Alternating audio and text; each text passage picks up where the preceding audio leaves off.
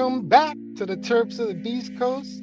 I switched up my background a little bit. I'm on the road, so I had Devin here from Rolling Relief today with me. We're gonna dump into his delivery company, get to learn a little bit more about him. But hey, if you like what you hear today, don't forget to like, comment, subscribe, and share.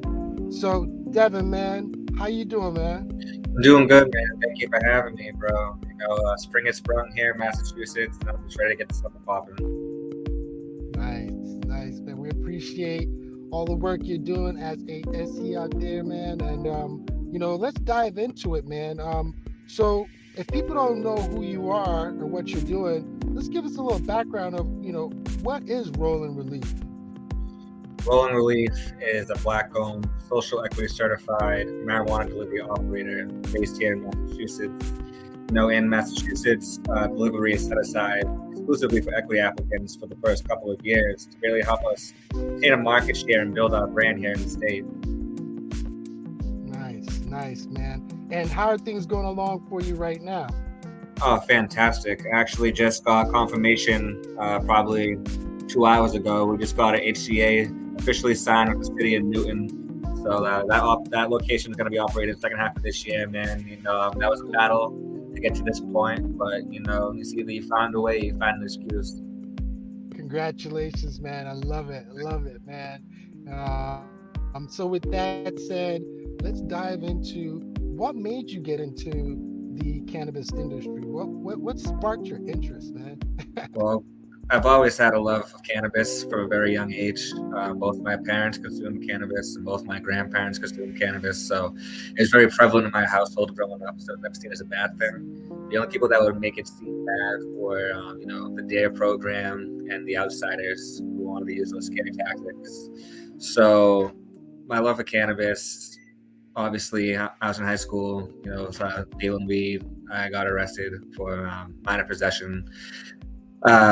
And then a few years later, I started working in a CVS pharmacy as a pharmacy tech. And then I realized how easily transferable my skills would be to work as a bud tender. And so I tailor-made my resume. I went around to conventions. I just went to networking events, just trying to get my face seen and really just trying to break into the industry because I really wanted to get out of the pharmacy so bad.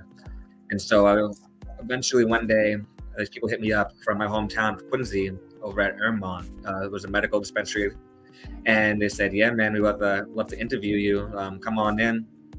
But yeah, I got hired right on the spot. Started off as a bud tender, worked my way up to director of community outreach. And then shortly after, I enrolled into the first cohort of social equity program. Nice, man. Nice. Yeah, man.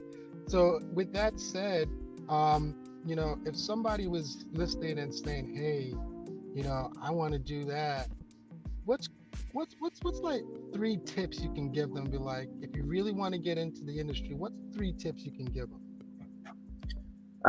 Definitely do your research. Number one tip, and because a lot of people need to realize you don't have to be an owner of a business to be in this industry. You could be a non-plant touching business. You could just be a manager at a dispensary. You could just be someone working as a cannabis accountant. There's a lot of different pathways. And really, a second tip would be identify what skills you already have, because a lot of skills are transferable for the cannabis industry. Some people who are electricians, they could work on grows, plumbers, they could help the grows out as well. Graphic designers, they can help people with all their illustrations. And the third tip I would be to just have patience. This is a marathon-like process. It's not going to happen overnight. And you need to realize that from the beginning, because we've been going at this for over 2.5 years now. We're just about 75% of the way there. We still got some ways to go. Nice, man. Yeah, those are some great tips, man. Thank you for sharing with us. Um, I always ask, man, some Terp Nation questions. I'm just gonna jump into it right away. So, what is your top three flowers right now that you're enjoying? What's your top three strains that you enjoy? Tropicana cookies, Mm, that's my number one. GMO and Sunday Driver. Those definitely my top nice, three. 100%. nice. Tropicana cookies, that's a cross of, shit, I can't remember the cross name, but it's like some crazy cross. It's like, damn. It's just like I'm not even big on like the sativa. Like I'm more indica person, but Tropicana cookies is just different. You know, Nice, nice, it's a class of like clementine and like regular cookies. Yeah, but right. when it comes to the flour, here and there. But my main consumption is usually Davin. I'm a big concentrate guy. Uh-uh. Well, guess what? That's the next question. So, when it comes to concentrates, do you prefer solvent or solventless? Solventless 100%, just because it has that full terpene profile and doesn't lose any of the flavor, and it's just really true to the plant, especially the live rosin. It's they're not going through the drying and curing process. They're chopping it right down, putting it into turkey bags, and doing like cryogenics. They're freezing the terps so you get the full terpene expression. So 100% strictly solventless. Nice, man. And then the third question I always ask is when it comes to the flowers being grown, do you prefer organic or the salt cake? Definitely organic, 100%, all natural. That's the way you gotta be. There's a lot. Cannabis is, one of the true plants that it can just grow it. You don't gotta do too much to it. You can harvest it and enjoy it. Even like produce in here in Massachusetts, they're allowed to use like pesticides. When it comes to cannabis cultivation on a commercial scale in Massachusetts, you can't use pesticides of any kind. So technically speaking, the cannabis you buy at your local dispensary is more healthy for you to consume than the produce you would buy at your local supermarket. Nice, nice, man. I like that. Yeah, man. So here's, in regards to Rolling Relief, what is your mission behind that company, man? What's the mission of Rolling Relief? Just to show people they can do this. I'm nobody special. I'm nobody important. I never took the SATs. I went to a community college for 2 years. I don't have a fancy degree or anything, but if you have a willingness to learn and a drive, you can do anything. A lot of people told me I couldn't do what I'm doing, and that's really one of my biggest motivators is proving people wrong. Nice, man. I like that. Yeah. At the end of the day, when people say no, it motivates me more to be like, okay, well, Hmm. get it done. Because at the end of the day, I like to prove you wrong. So I like that, man. That's cool. Exactly. Um, so as far as Rolling Relief, you said that this is gonna be in Newton. Is this your first location or is this the second location?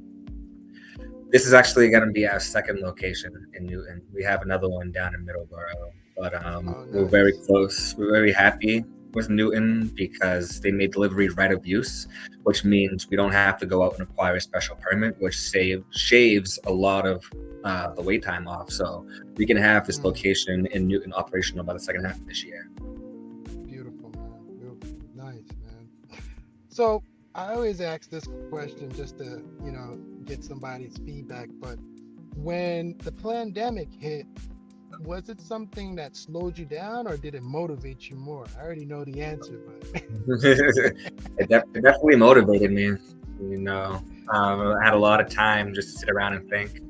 At the time, I was still working in the medical dispensary, so we weren't shut down because we were medical. ah, The adult use ones got shut down because they could serve out of state patients. So mm, COVID and the pandemic, and then getting the checks from the government. Those checks we got from the government, I used that to form my LLC. So I took that money that we got and really motivated myself, and I was able to really spend more time, not going out, hanging out, being here or there, doing a bunch of nonsense. I really just in my crib, just reading a lot, and just studying and networking and connecting with nice. other people who had similar interests. Nice, man. I like that.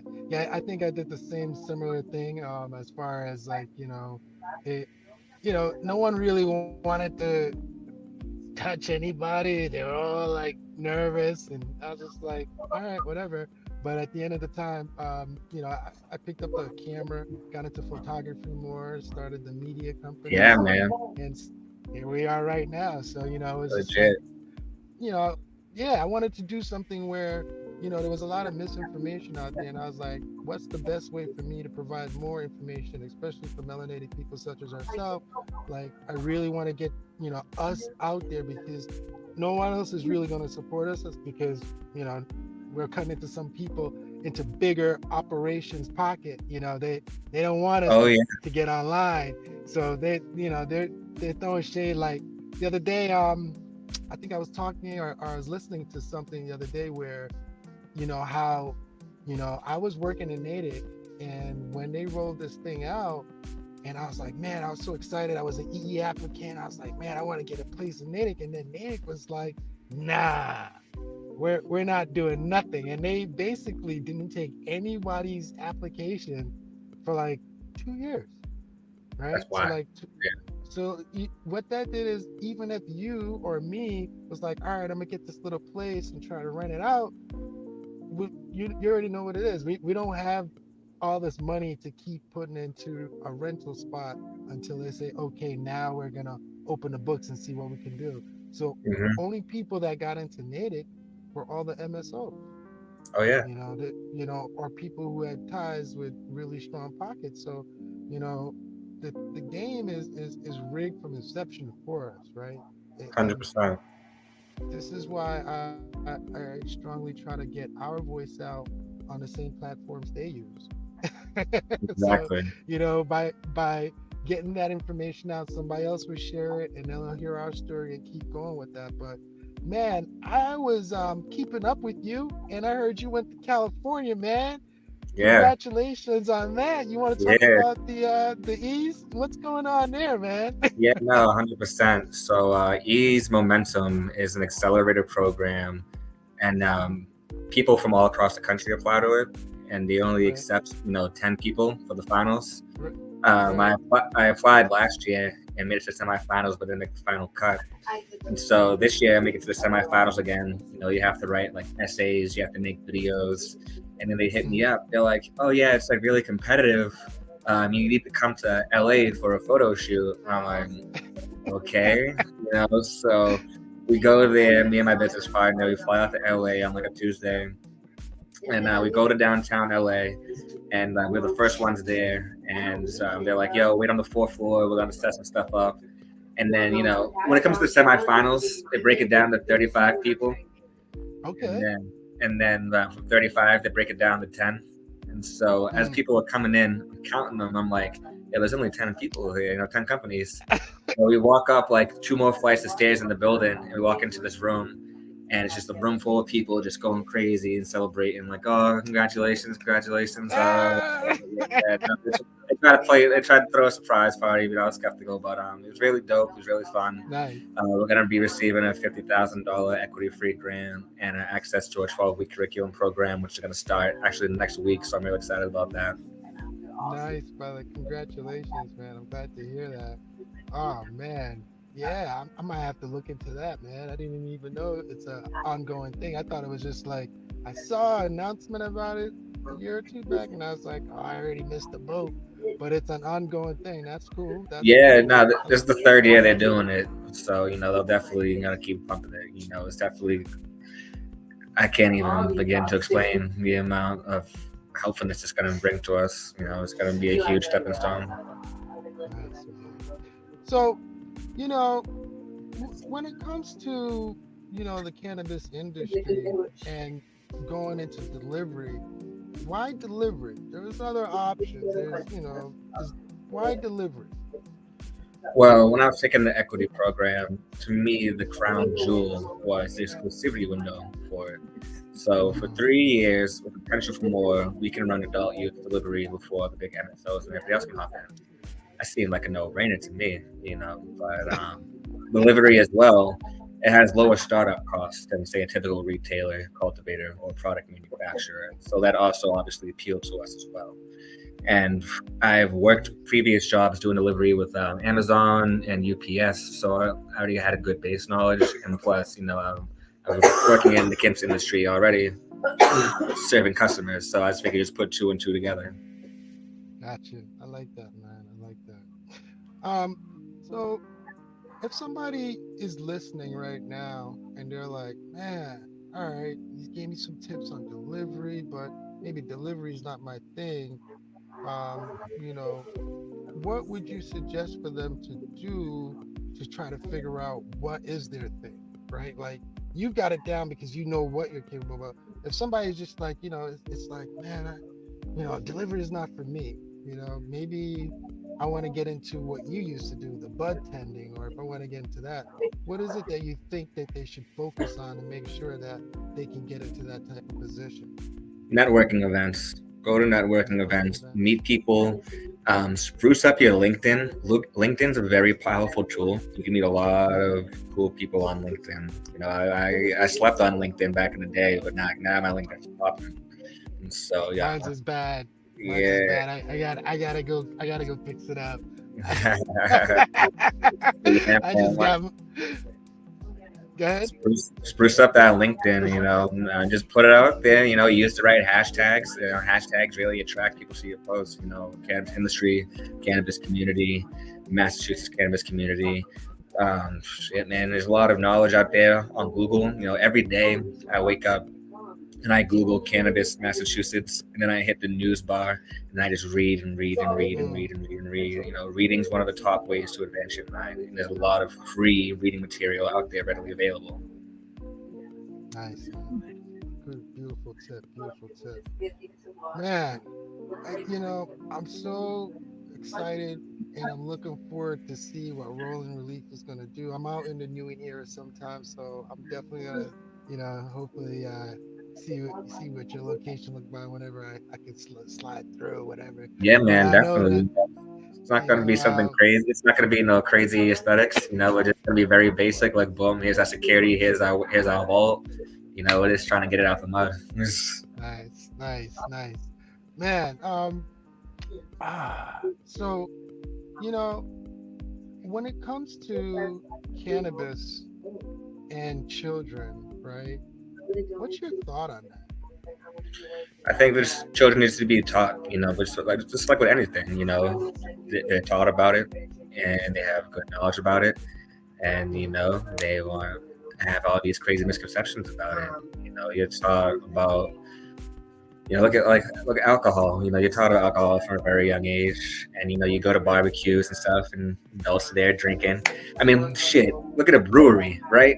You go to a brewery, somebody will be there with their wife, their kids, even their damn Mm, dog, and they'll be drinking that's double true. IPAs. Double IPAs, they're like 8% alcohol, 10% alcohol. They're drinking all of these with no cutoff, and they get in the car with their damn whole family. Like what? And people want to protest against dispensaries. They're like, it's just so night and day. It's so crazy. But It with is. anything, proper education is the starting point. Definitely, man. It's always something that, whenever you do these town meetings, it's like one of the main question. What about the children? What? And it's just like, you guys sit there with alcohol and get shit faced in front of the child, but yet if you smoke cannabis, you're not, you're still functional. You're not. It's not like you're shit faced to a point where you can't function. You know Oh what I yeah, mean? Especially if something like a situation goes off and you're like smoked out, you snap right out of it, hell yeah, versus like if it's alcohol, it's like, oh man, I gotta drink some coffee or yeah. so Even coffee too. Caffeine's a drug, and people will be like, "Yo, don't talk to me till I have my coffee this morning." Nothing to it. Dunkin' Donuts is the biggest drug dealer out here. it is and legal too, right? It's crazy. Man, man, Devin, been a pleasure talking to you so far, man. I got a couple more questions before I let you go, Yeah, but go ahead. man, if but you know what? Let me put it on you for a second, real quick, if you don't. What is it that you think I should have asked you that I haven't asked yet? Honestly, man, you've been covering the bases. That's yeah, you really hit it out of the box so far. I mean, you got my background down, what I do, what Rolling Releaf is, what advice I give to people. Shit, my favorite strains, like, man, now you cover it. That's what's up, man. I mean, at the end of the day, man, I want to wish you and your company much success, man. And we definitely want to have you back on as things progress for you. You know, as I said, we're just gonna keep it brief for today. I'm out here heading into a sesh for today myself, so getting ready for the big 420 weekend coming Oh up. yeah. With any big plans for you, or any particular network you're gonna be doing? No, not this year. Probably just keep it low key this time around. But we'll Gotcha. probably have some stuff going on for next year when we're operating. So Nice. just laying the groundwork right now. But I mean, shit, next year when we're up and running, it's gonna get crazy. That's what's up. I like to hear that, man. So, I really want to tell people that, when it comes to cannabis in Massachusetts, and especially when it comes to social equity or EE, it's been a fight for us to get into the door. And, not all of us have the knowledge to run a business, but, at the end of the day, anyone can do it if you just, like you said, read, apply yourself, and then do some networking, and you can get out there and get into this. So again, man, I applaud you. Hats off. You're doing a great job out there. You've been really motivating me, because I'm like, yeah, let's get it done. I gotta step my shit up. Thank you, man. I love to hear it, bro. I never gotten this to be like no motivational speaker, to be like no Tony Robbins, nothing like that. But like, if people want to better themselves just through me bettering myself, man, I think that's really dope. I appreciate you, man. You're doing a great job, man, and thank you so much for showing that this program can really work. Because for a minute, when I started the EE, I was like, this thing's a setup. They're just using us for numbers. They're just putting, you know, people who've been through the drug war, who've been harmed by the drug war. They just wanted to do numbers. When it was the E thing, it was like only 100 or some people got the E applicant, and I think it was just like, oh, this is what we're doing, and there was nothing. But as time progressed, the social equity rolled out. You got into it. That gave you some knowledge, and I think it's anything new takes a little bit for it to really get going, and once it does get going, then people can kind of understand what, yeah, it's possible. And again, thanks, man, for doing what you're doing. If you can, man, can you just let us know how to connect with you before we let you go? What's your social media links? How can they catch up with Rolling Relief, man? Yeah, definitely. Go follow us on Instagram at rolling_relief. ROLLING_RELEAF. Check out our website at www.rollingrelief.org. Ah, man, thank you so much, man. Anything else before I let you go? Shit. All the equity applicants out there, help one another. We are not each other's competition. You know, we are the ones who really created this culture. We are the ones who passed the laws to get cannabis legalized in the first place.